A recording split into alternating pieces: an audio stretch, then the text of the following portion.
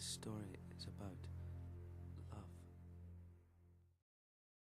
There's an ancient Jewish parable that tells of this young guy in his 20s who's arrogant, and he finds this old rabbi and says, "Rabbi, Rabbi, I want to learn the wisdom of the Hebrew people. I want to learn the wisdom of God."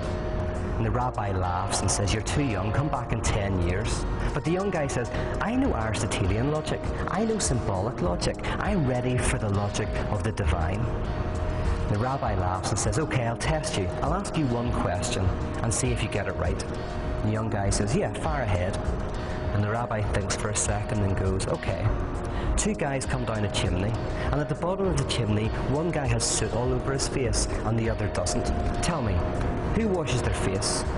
Well, the young guy thinks for a second and then says, "Well, the guy with the soot in his face, of course." And the rabbi says, "Don't be so stupid. The guy without the soot in his face. The guy without the soot sees the other man with the soot, thinks I must also be dirty, and then goes and washes his face. So don't be so stupid. Come back in 10 years. And the young guy thinks and goes, "Oh, sorry, okay, I get it. Test me again. Ask me another question." So the rabbi thinks for a second and then says, "Okay, here's a different question. Two guys come down a chimney, and at the bottom of the chimney, one guy has soot in his face and one doesn't. Tell me, who washes their face?" The young guy goes, "Well, the man without the soot in his face." And the rabbi laughs and says, "Go away." He says, "Don't try and be so funny, and don't try and be so clever." He says, "Of course not. The guy with the soot in his face, he sees it, feels it in his eyes, he tastes it in his mouth, he sees it on his hands, he goes and washes his face." And the young guy's confused at this stage and says, "Okay, test me again." And the rabbi says, "Okay, I'll ask you one more question.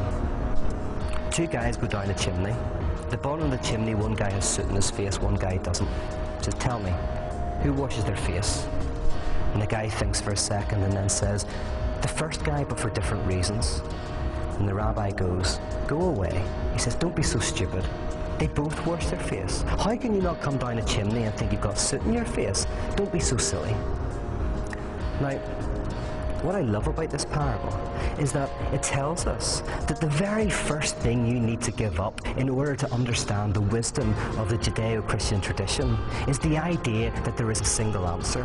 The first thing that you have to give up is the idea that you can pin it down. Rather, you have to realize that this is a journey, that this is about wrestling, that this is about fighting, that this is about engaging with a 2,000-year-old conversation. And it's not about reducing it to some single answer. The first thing we have to give up is the pursuit of a singular answer.